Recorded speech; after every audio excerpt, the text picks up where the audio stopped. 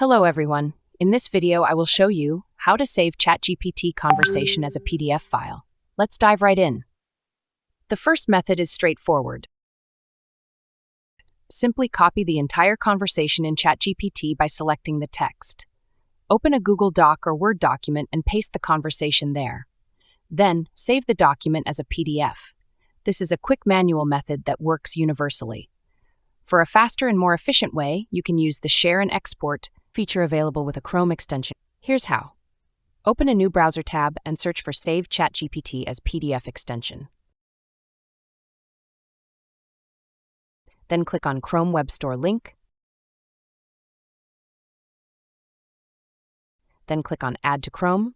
Then click on Add extension. Once installed, go back to Chatgpt webpage. And now refresh the page. After this, click on Save as PDF button on the top, then the PDF file will be downloaded. And that's how you save Chatgpt conversation as a PDF file. If you found this tutorial helpful, don't forget to hit the like button and subscribe to the channel for more tech tips. Thank you for watching, and see you in the next video.